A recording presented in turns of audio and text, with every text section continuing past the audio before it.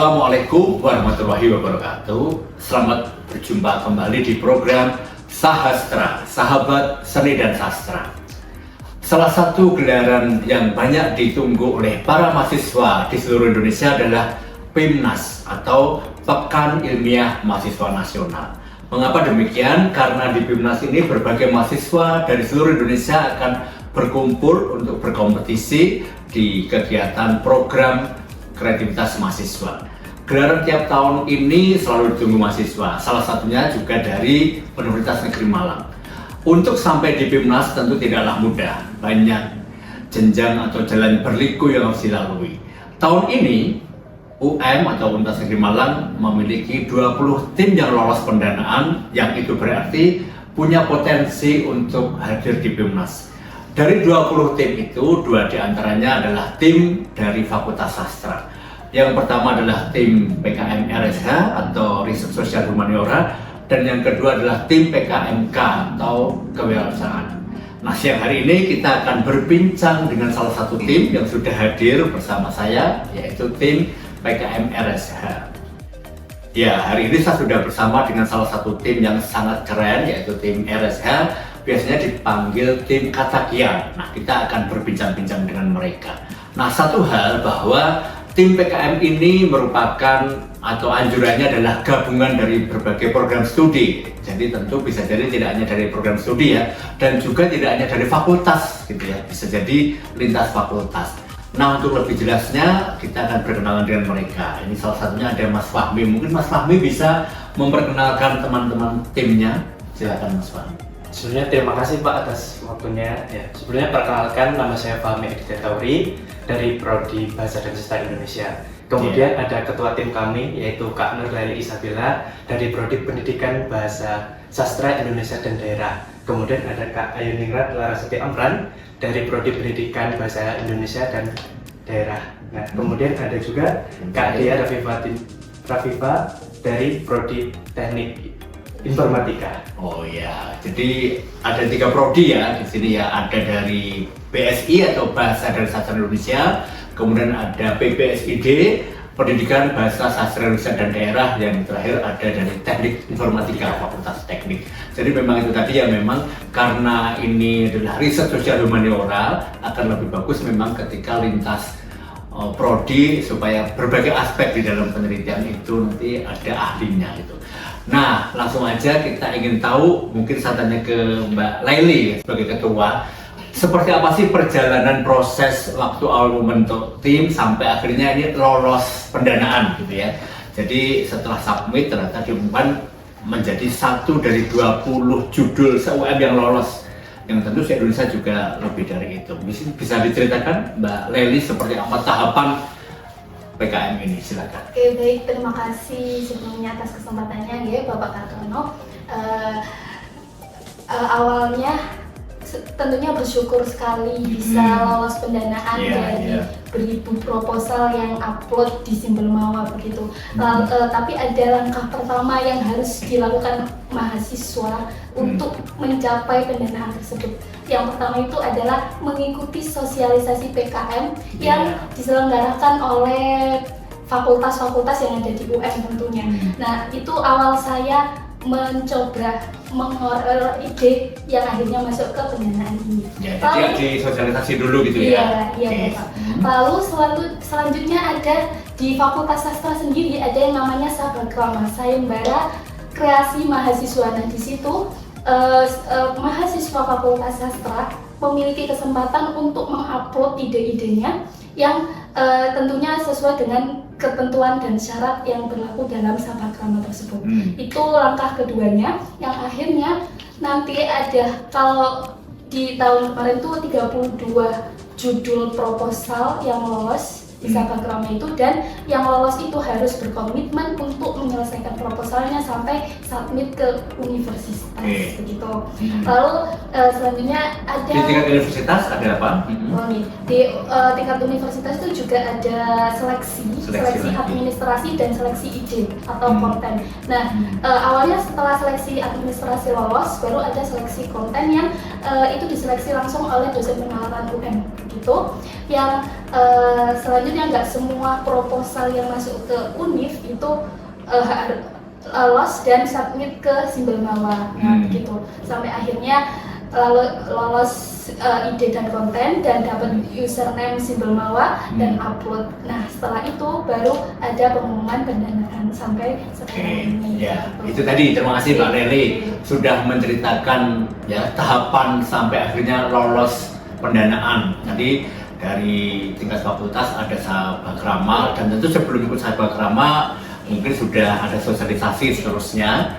Ya, setelah lolos Sahabakrama kemudian ke UM, dan itu pun nggak otomatis lolos karena UM masih ada seleksi lagi baik dari segi administrasi maupun substansi atau idenya gitu ya.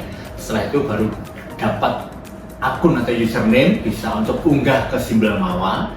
Nah, ternyata tidak semua juga yang sudah submit sampai ya dapat akun itu ke Simbelmawa itu bisa didanai. Dan tentu ini prestasi sampai akhirnya punya peluang untuk nanti lolos ke PIMNAS itu tadi. Ya, intinya pasti bisa lolos dari ribuan proposal itu tentu bukan hal yang sepele atau hanya proposal biasa. Tentu proposal yang luar biasa karena sudah melewati berbagai tahapan dan juga mengalahkan ribuan proposal yang lain. Kita ingin tahu sebenarnya ide yang diusung oleh tim ini seperti apa. Mungkin ada yang mau menyampaikan, siapa kira-kira? Ya, silakan. Sebelumnya saya izin menyampaikan judul dari PKM RSP Yeah. kami, yaitu eksplorasi penggunaan bahasa makian oleh Gen Z dan Gen Alpha dalam wacana media sosial sebagai rekomendasi pendidikan etika digital menuju Indonesia Emas 2045. Jadi judul ini tuh berangkat dari fenomena penggunaan bahasa makian sendiri Pak, terutamanya itu di media sosial yang sekarang sangat marak sekali digunakan oleh Gen Z dan Gen Alpha. Ditambah lagi kami mengetahui bahwa ada survei dari Microsoft yang menyebutkan bahwa Indonesia sendiri indeks keberadabannya itu berada di Indeks keberadaban ya? Oh ada ya, indeks keberadaban. Indeks keberadaban digital itu kita sendiri ada di peringkat 4 terbawah Pak. Oh. Jadi ini sudah menunjukkan cukup krusial juga, menunjukkan kalau di kancah internasional itu netizen Indonesia itu termasuk dalam netizen yang tidak sopan begitu Bapak. Oke. Maka ada yang mau tambahkan? Oke, saya mau menambahkan Bapak. Jadi berangkat dari survei tersebut, akhirnya kami juga menemukan kalau Indonesia itu memiliki visi menjadi Indonesia Emas di tahun 2045. Nah, pengisi utama Indonesia Emas 2045 itu nantinya adalah dari Gen Z dan Gen Alpha.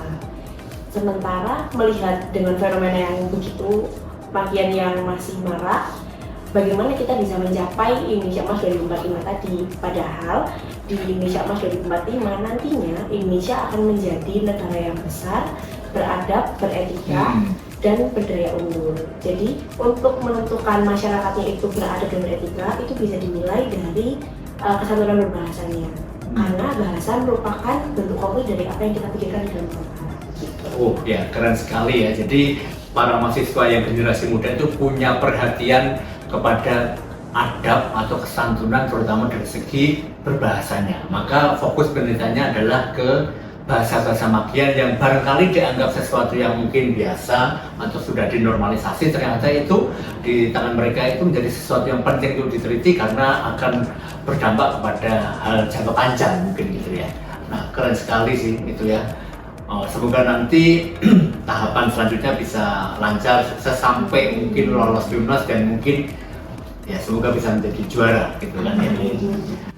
Nah itu tadi kita sudah tahu idenya seperti apa, dan tentu ini ide yang luar biasa ya, kreatif gitu kan, karena PKM, program kreativitas mahasiswa, salah satunya adalah memandang fenomena di anak muda yang barangkali dianggap hal yang biasa, tapi ternyata tidaklah demikian.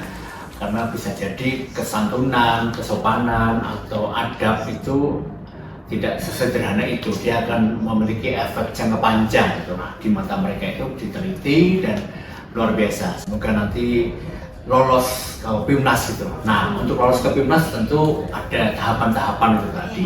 Salah satu tahapan yang akan dilalui setelah ini adalah PKP 2 atau penilaian kemajuan pelaksanaan PKM, program kreativitas mahasiswa. PKP 2 ini selain memang bentuk MONEF ya, monitoring evaluasi PKM, juga ajang untuk menilai proposal mana atau tim mana yang akan lolos ke PIMNAS gitu. Nah, kita ingin tahu nih sejauh ini yang sudah dilakukan oleh tim RSCA Katakian itu seperti apa sih untuk menuju PKP 2 itu? Mbak Leli mungkin bisa menjawabnya. Baik Bapak, setelah menerima pengumuman proposal pendanaan tersebut, tentunya kami melakukan rencana-rencana untuk melaksanakan riset tersebut, dimulai dari tim diskusi dengan tim internalnya sendiri, dengan dosen pendamping juga, dan beberapa pembinaan-pembinaan yang diadakan oleh PKM Center Universitas Kemang. Begitupun juga dengan PKM Center Fakultas sendiri begitu. Dan setiap bulannya itu juga ada MONEF, MONEF internal dari fakultas, dari UM juga yang itu membantu kami untuk terus memperbaiki dan menjadikan riset ini menjadi yang lebih baik gitu.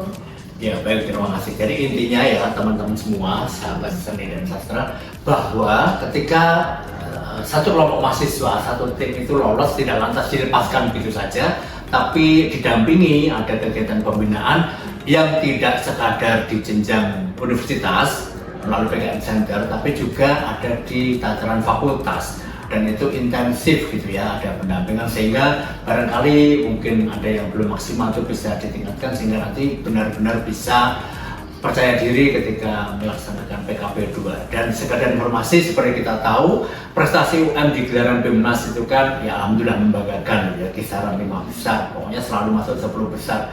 Dan tentu ini tidak lepas dari kontribusi lembaga, salah satunya adalah mendampingi teman-teman mahasiswa ketika sudah lolos pendanaan atau sejak awal pun demikian gitu ya. Jadi apresiasi untuk lembaga yang baik itu di fakultas maupun universitas yang sudah mendampingi teman-teman mahasiswa ini. Ya, selain dukungan dari lembaga, nah kita juga ingin tahu nih sebenarnya para mahasiswa ini mengapa kok ikut PKM dan seterusnya ya, karena bisa jadi ada juga mungkin yang mungkin tidak tahu atau tahu tapi tidak ikut. Nah kita ingin tanya lebih jauh ini ya, teman-teman ini mungkin dari Mas Fahmi dulu, bagaimana sih ceritanya kok bisa ikut jadi tim ini, ikut PKM? Setahu saya Mas Fahmi kan masih angkatan 2024 ya. Iya, Pak. Nah itu keren sekali, masih istilahnya masih tahun pertama kuliah tapi sudah ikut PKM dan didanai. Nah sebenarnya apa sih alasan Mas Fahmi itu untuk bergabung di PKM, dan bisa diceritakan lah prosesnya terlibat di tim PKM ini? Silakan Mas Fahmi. Terima kasih Pak atas waktunya. Sebelumnya kenapa saya ikut PKM? Karena PKM itu sudah didukung oleh lembaga semenjak saya awal menjadi maba. Karena semenjak saya awal menjadi maba itu banyak sekali sosialisasi PKM. Apa sih untuk PKM?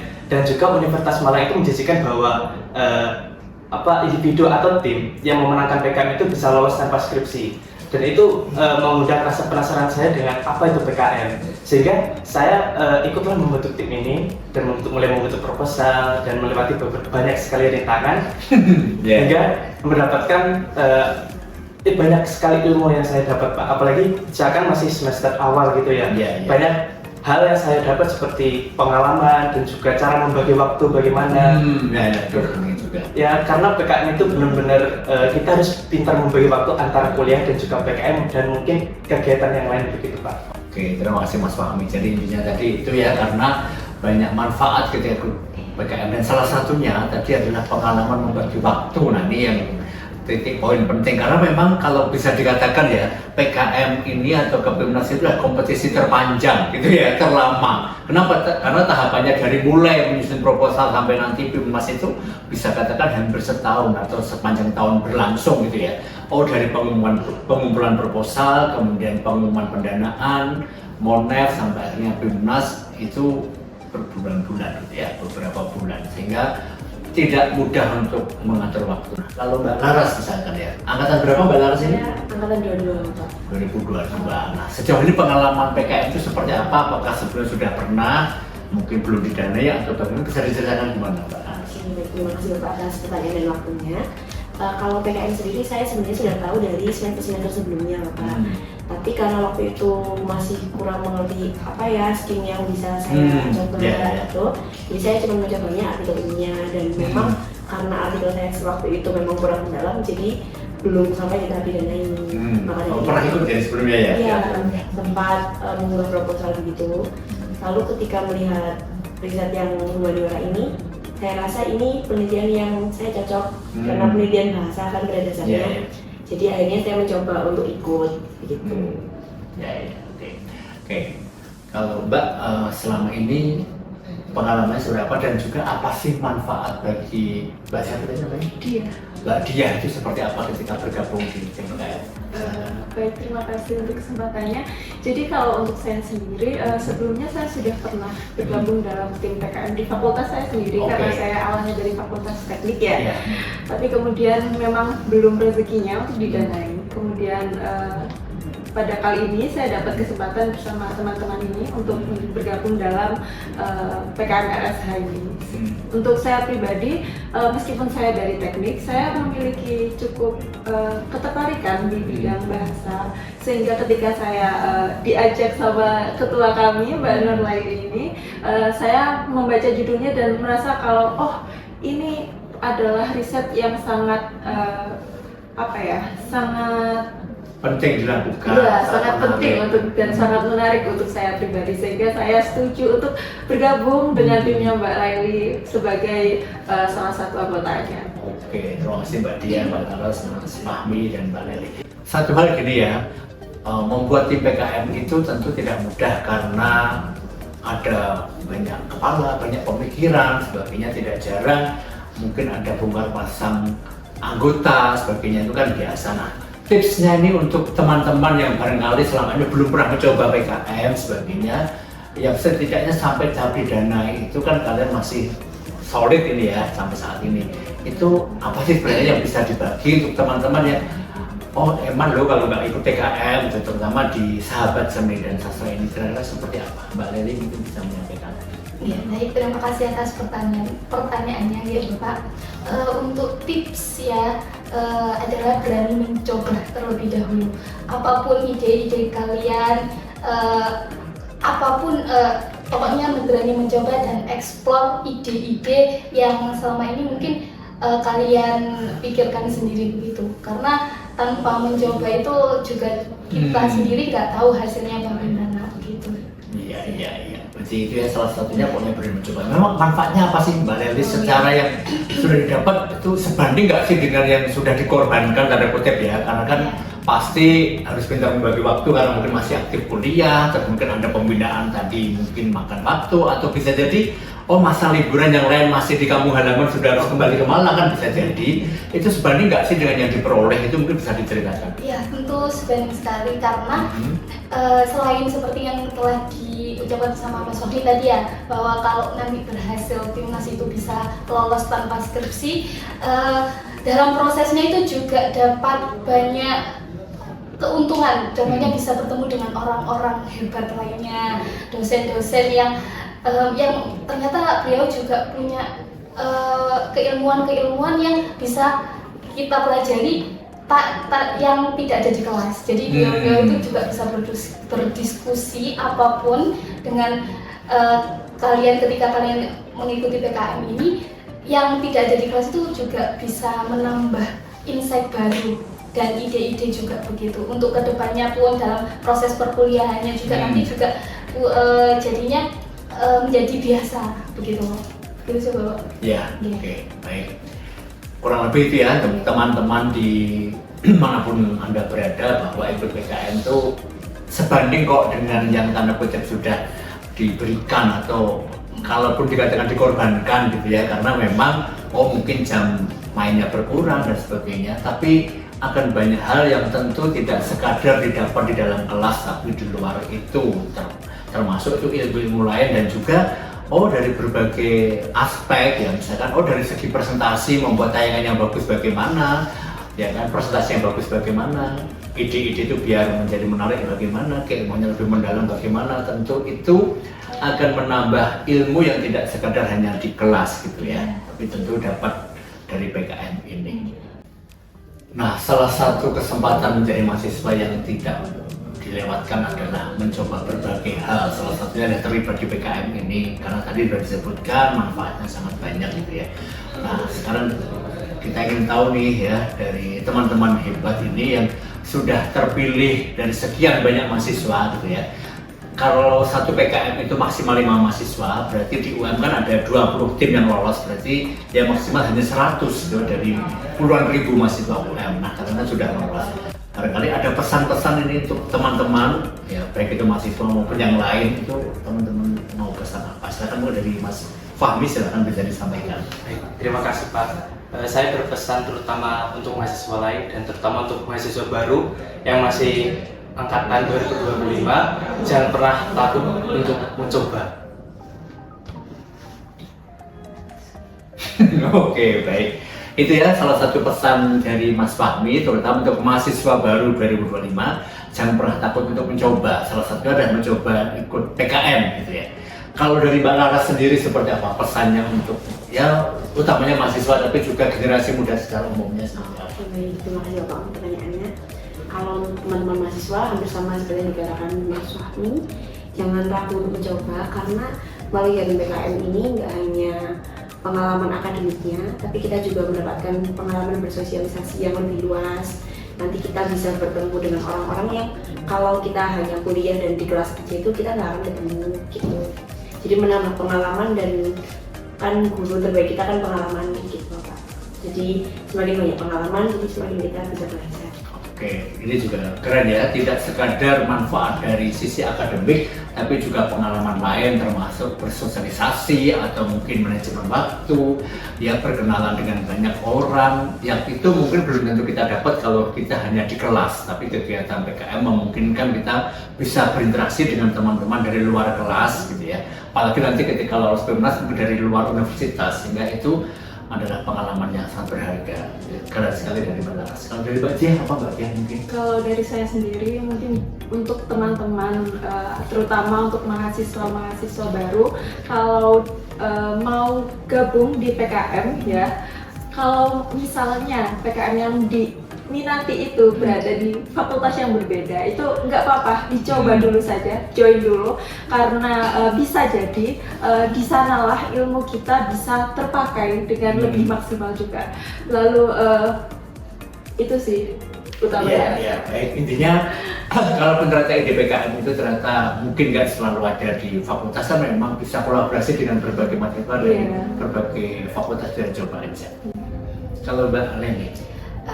Kalau dari saya seperti hampir sama dengan mbak-mbak yang tadi, bahwa berani mencoba dan jangan pernah takut gagal. Kalaupun sudah mencoba tapi gagal, itu setidaknya tidak mulai dari nol lagi begitu Bapak. Entah pengalamannya atau apapun itu gitu. Ya baik, terima kasih Mbak Leli dan teman-teman semua. Pesan-pesan yang luar biasa yang semoga itu menginspirasi bagi para generasi muda di sana, terutama dari mahasiswa. Terutama lagi adalah yang masih mungkin semester awal-awal karena jalannya masih panjang, masih banyak kesempatan. Mari dimanfaatkan, dan sekali lagi ide itu ada di mana-mana dari sekitar kita. Selain sekadar untuk PKM, tentu juga bentuk kepedulian kita terhadap fenomena yang ada di sekitar. Seperti yang kita tahu, jangan pernah lelah mencintai Indonesia. Apapun sedikit yang kita lakukan, tapi ketika itu bisa berkontribusi ke masyarakat, terutama untuk Indonesia, kenapa tidak? Jadi salah satunya adalah jangan pernah takut mencoba, termasuk untuk mencoba PKM ini. Ini adalah wadah bagi generasi muda untuk menyalurkan kreativitasnya. Nah, sebagai penutup ini, kan kalian punya barangkali mungkin ya kata-kata andalannya atau closing statementnya apa, mungkin mau disampaikan kaitannya dengan penelitian RSN-nya ini. Mungkin siapa yang mau menyampaikan? Oh, Mbak Leli, silakan. Karena risetnya bahasa, jadi ini closing statementnya juga tentang bahasa nih Bapak. Ada closing statement dari kami, bahasa cermin etika, etika cermin bangsa. Kami tim Katakian PKM RSH 2025 membersamai generasi untuk Indonesia Emas 2045. Keren sekali ya, terima kasih. Terima kasih sudah berbincang, berbagi pengalaman dan inspirasi untuk sahabat seni dan sastra. Semoga benar-benar memberikan manfaat dan inspirasi untuk kita semua. Dan tidak lupa saya pribadi mendoakan semoga kalian nanti bisa lolos ke tahap berikutnya, ataupun kalaupun misalkan belum rezeki lolos, itu bukan hal yang mengapa, karena kalian sudah sejauh ini memberikan banyak kontribusi dan itu adalah prestasi yang sangat berharga untuk kalian semua gitu ya. Demikian untuk akhir perjumpaan kita di program Sahabat Seni dan Sastra kali ini. Semoga memberi inspirasi untuk kita semua. Saya sudah tidak mahasiswa atau sudah tidak muda lagi, itu selalu bersemangat ketika berhadapan dengan mahasiswa, terutama mahasiswa yang selalu peduli dan mau mengisi masa mudanya dengan hal-hal yang kreatif gitu ya. Sekian, mohon maaf apabila ada hal yang kurang berkenan. Assalamualaikum warahmatullahi wabarakatuh.